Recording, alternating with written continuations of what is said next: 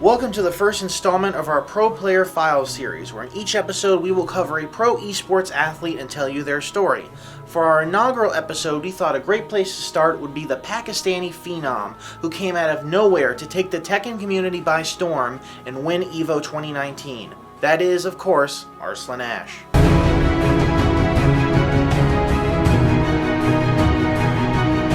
Oh! They trade blows. Oh man, that was a crazy trade. Arslan cementing his position as the best Tekken player on the planet, untouchable. Arslan Sadiq began his FGC career playing the King of Fighters and became recognized as the best KOF 13 and 14 player in Pakistan. Now, Pakistan is a very unique place for FGC talent to come from. Most of the country lives off a very meager amount of money per day, are in an almost constant nuclear standoff with their neighbor India, and it is notoriously hard to travel in and out of. Not exactly an ideal breeding ground for something like becoming a professional video game player. But if you do not have money, you have to struggle for the visa. For getting the visa out different countries for Pakistan is very difficult. But despite this, Pakistan had been fostering a group of killers in the Tekken scene, practicing in secret simply due to lack of exposure. I think that Tekken is the most popular game in Pakistan because it is played around everywhere in Pakistan, in every city and in every district. With the Pakistani scene, they've been playing Tekken for a very long time. So, I've been hearing stories about how they've been playing at a very, very high level since Tekken 5, and they've developed their own style.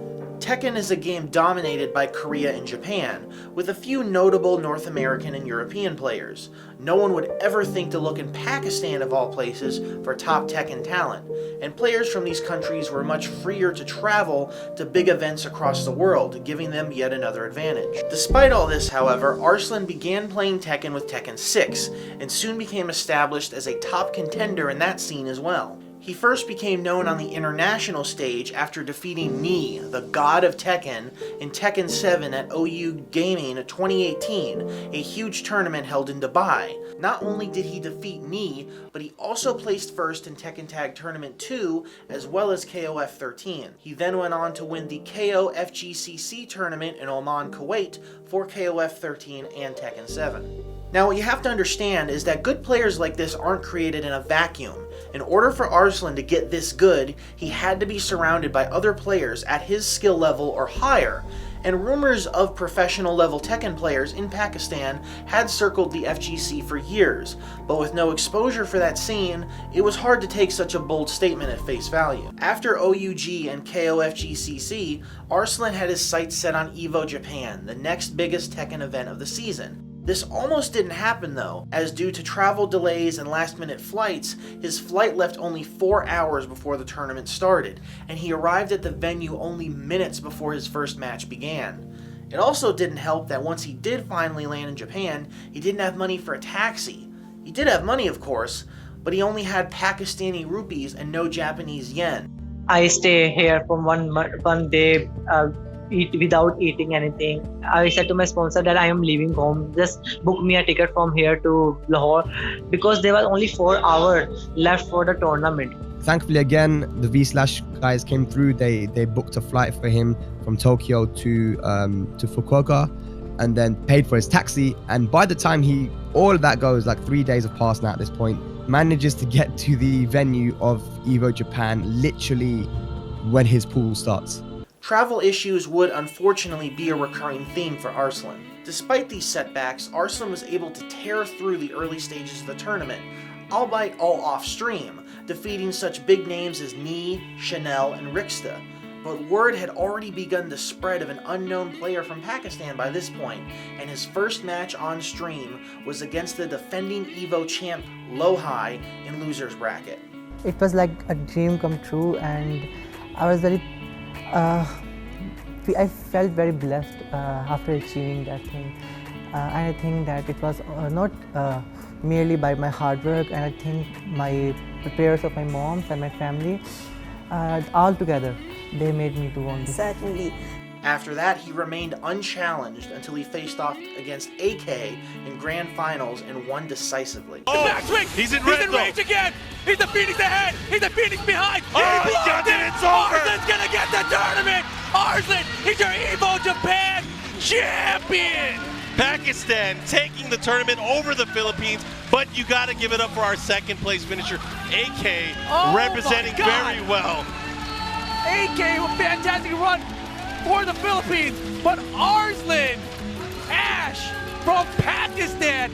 Despite this overwhelming victory, many had assumed that Arslan's unique defensive style would soon be dissected and figured out by the big Korean and Japanese players.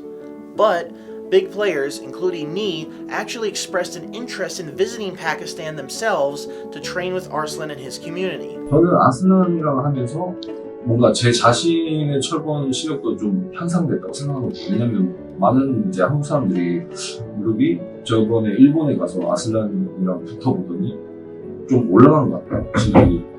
그런 얘기가 있기 때문에 저는 사실 아슬란한테 좀 고마워하는 점도 있어요. 그리고 파키스탄 같은 경우는 Of course, having arguably the best Tekken player in history wanting to come to your locals to train is a big deal, and showed that even the best Korean players were taking Pakistan very seriously.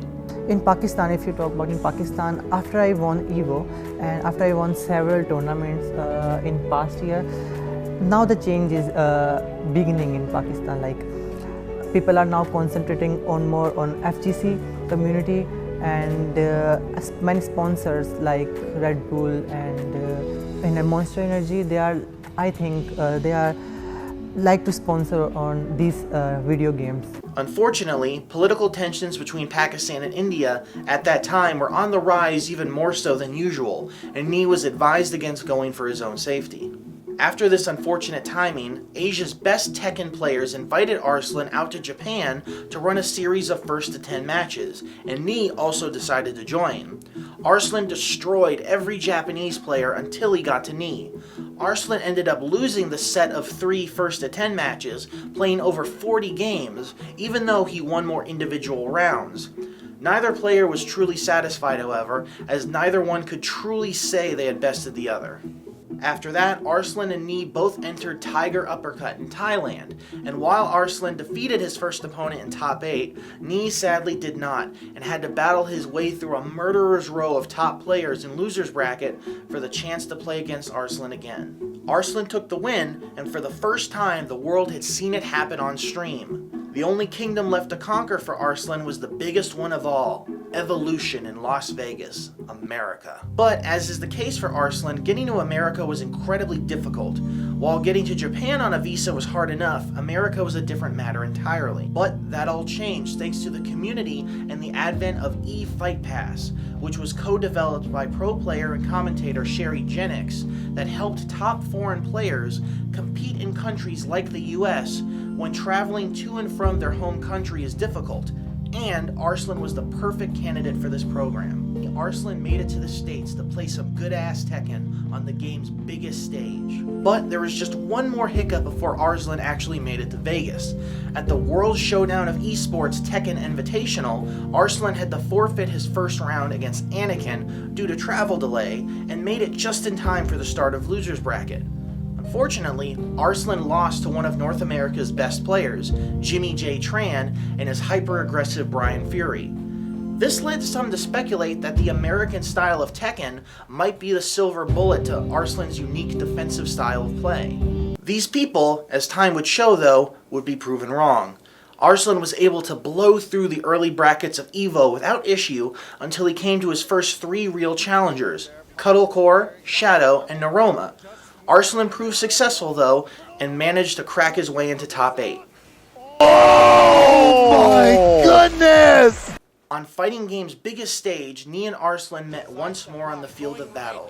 Arslan ended up victorious, but Knee ripped his way through Loser's Bracket for one final decisive battle against Arslan in Grand Finals. It had all come down to this.